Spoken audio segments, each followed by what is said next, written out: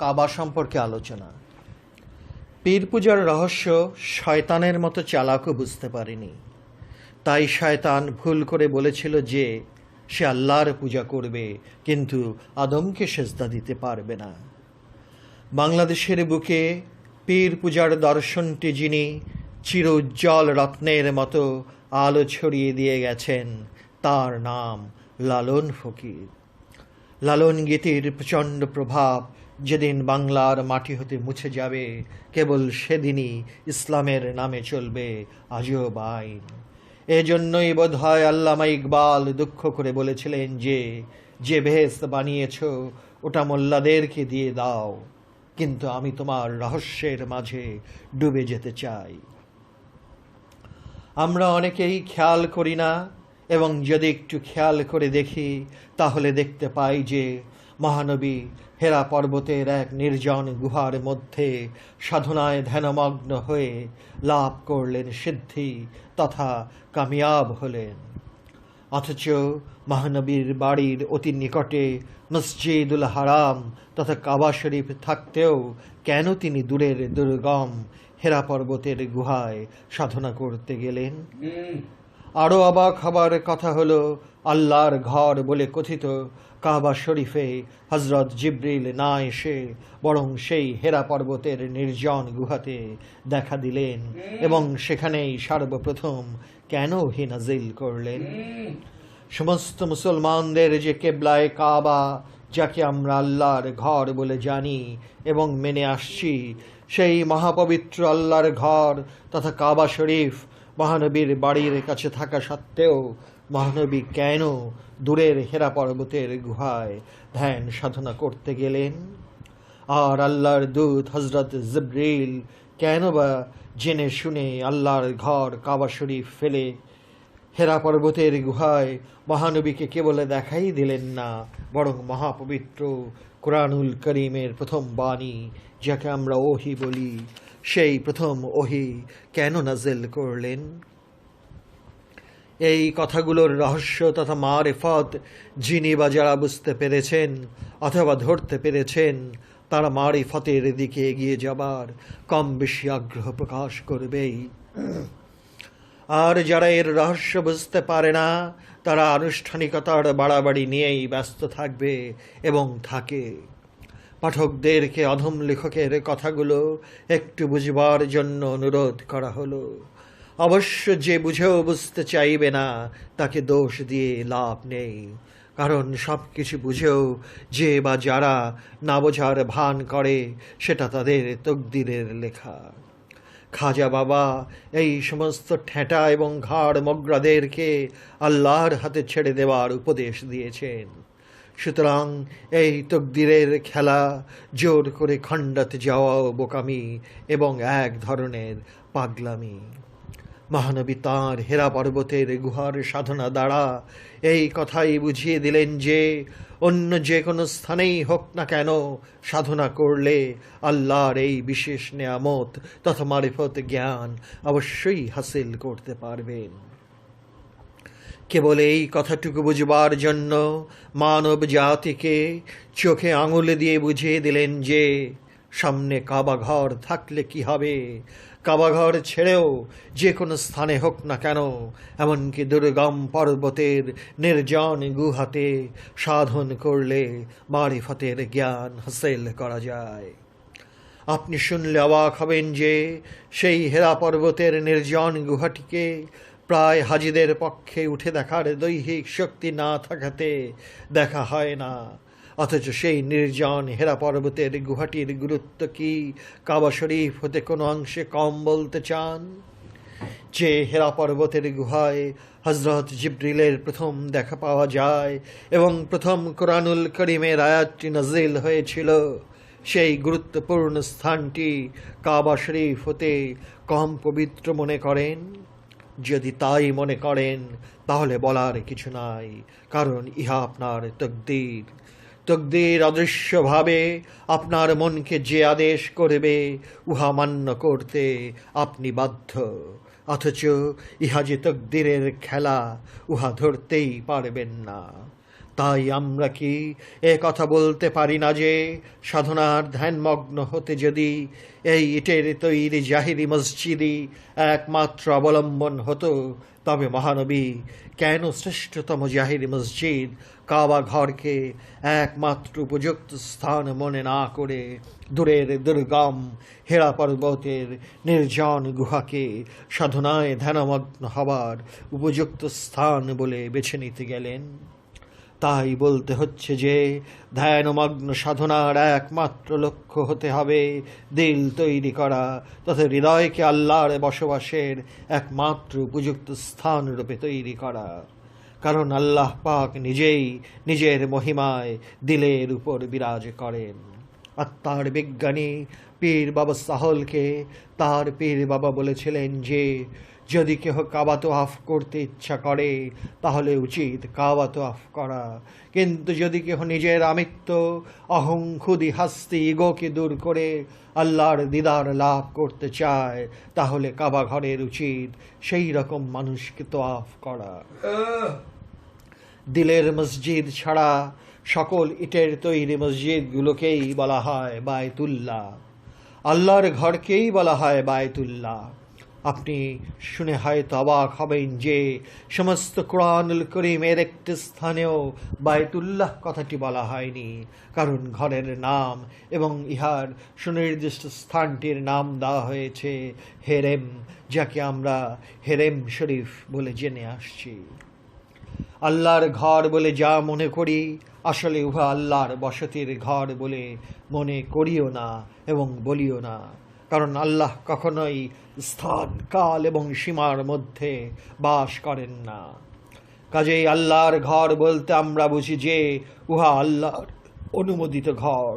মহানবী কিন্তু সর্বপ্রথম কাবা ঘরকে কেবলা রূপে গ্রহণ করেননি, এ কথা হয়তো অনেকেরই জানা নাও থাকতে পারে।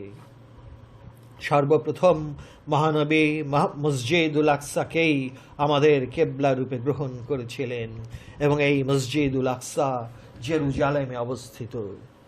আনুষ্ঠানিক ধর্ম পালনের জন্য কেবলার যেমন প্রয়োজন হয় তেমনি মারিফতের ইবাদতের জন্য কেবলার প্রয়োজন হয়। মারিফতের ইবাদতের জন্য যে কেবলার প্রয়োজন হয় সেই কেবলারই নাম হলো আপন পীর ও মুর্শিদ কেবলা। সুতরাং মারিফতপন্থীদের কাবা হলো পীর ও মুর্শিদ। এখন প্রশ্ন হলো কেবলা বলতে কি বুঝায়? কেবলা হলো লক্ষ্য নির্ধারণ করা, লক্ষ্যে পৌঁছবার জন্য উপলক্ষ অথবা মাধ্যমের প্রয়োজন। মদিনাতে হিজরত করার পরও মসজিদুল আকসাই আনুষ্ঠানিক ধর্ম পালনের জন্য কেবলা রূপে চালু ছিল। মসজিদুল আকসাকে 1 বছর 4.5 মাস পর্যন্ত মদিনাতে হিজরত করার পরও কেবলা রূপে গ্রহণ করা হয়েছিল। তারপর আল্লাহর নির্দেশ মসজিদুল হারামকে কেবলা রূপে গ্রহণ করা হয়। এজন্যই মহানবীকে 2 কেবলার ইমাম বলা হয় এবং মহানবীর আর এক নাম হলো ইমামুল কেবলাতাইনি। কাজেই মহানবীর উম্মত হিসেবে মসজিদুল আকসা এবং মসজিদুল হারাম এই উভয়ই আমাদের কেবলা।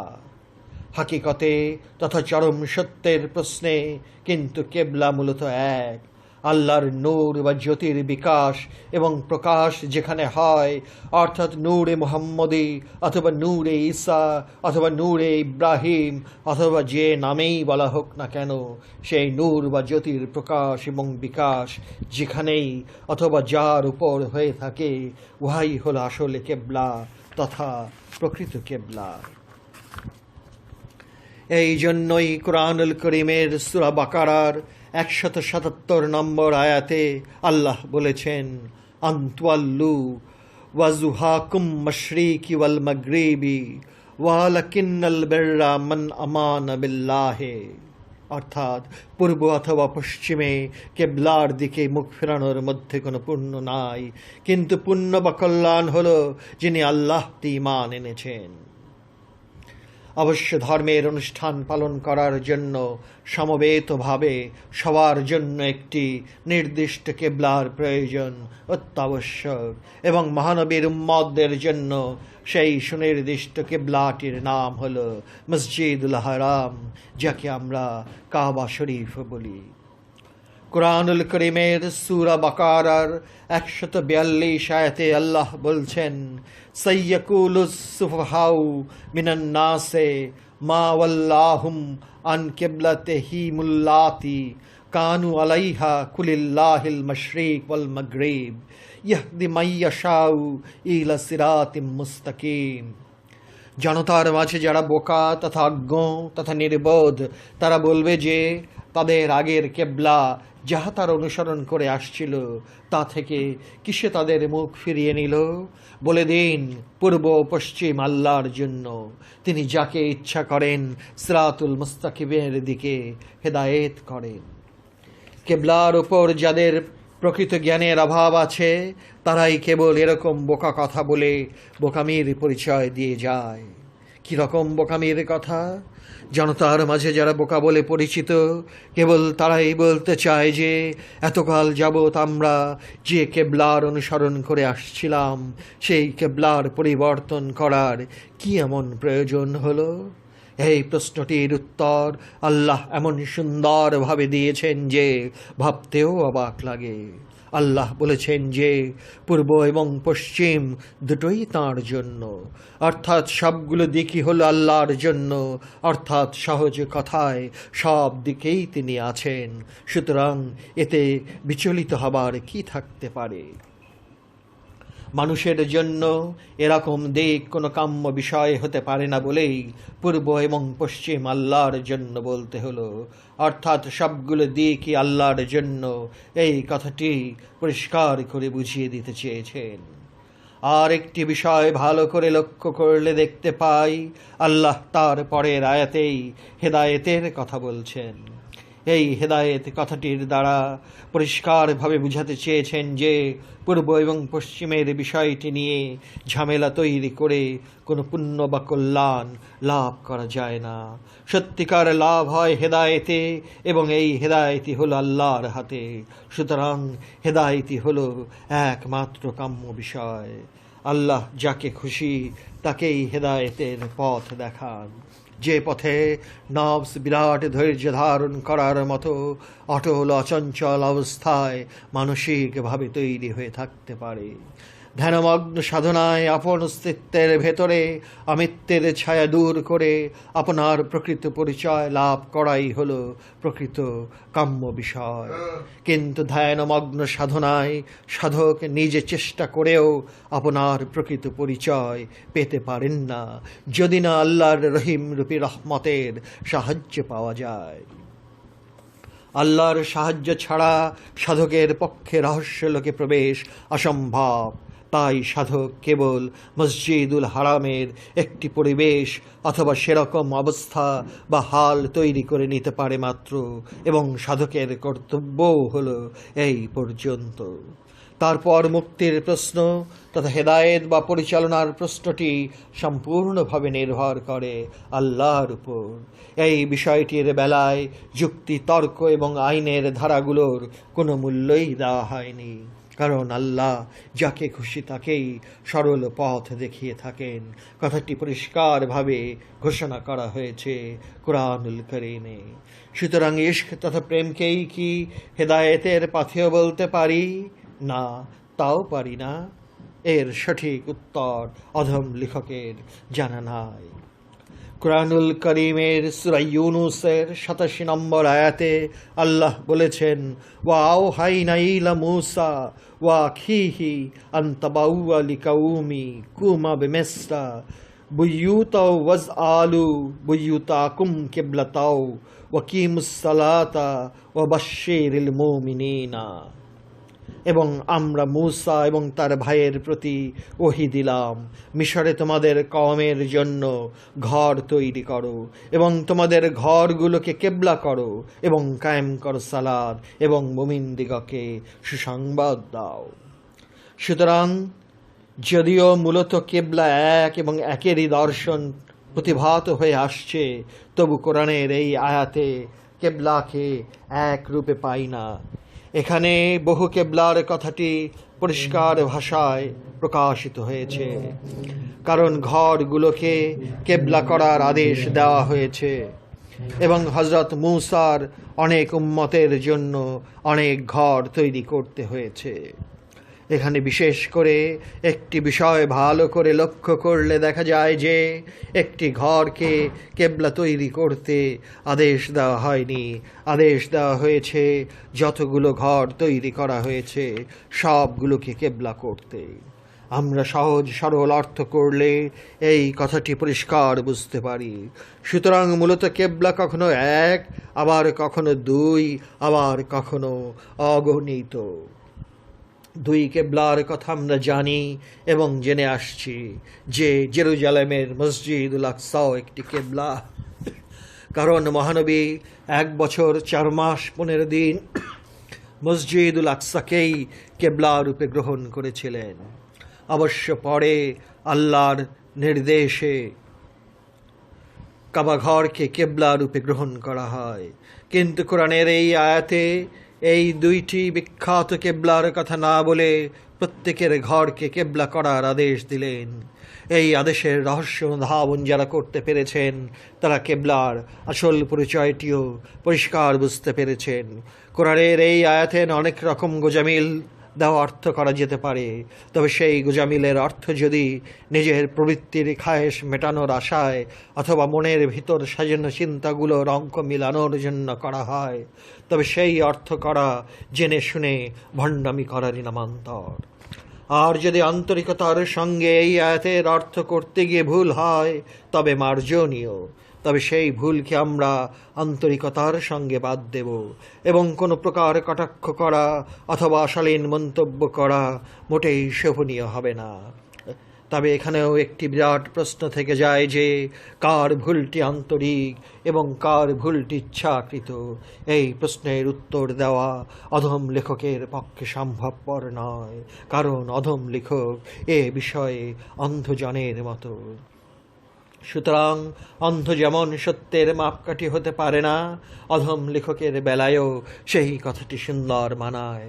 সুতরাং অধম লেখকের বইটির কোনো স্থানে যে গালাগালি দেওয়া হয়েছে সেগুলো যদি ভুল প্রমাণিত হয় তবে এইটুকু বলতে চাই যে উহা ছিল আন্তরিক। কোরআনের ভাবধারা এত বিশাল আর ব্যাপক যে কিছু একটা বলতে গেলে অথবা লিখতে গেলেই প্রচণ্ড ভয় লাগে, কারণ পদে পদে ভুল হওয়ার সম্ভাবনাটি উপেক্ষা করা যায় না। তবু লিখতে হয়, তবু যতটুকু বুঝতে পেরেছি তা বোঝাতে চেষ্টা চালাই। তাই বলে আমার বুঝি একমাত্র বুঝ, ইহা একমাত্র ময়লা খাওয়া পাগল ছাড়া কেউ বলতে পারে না।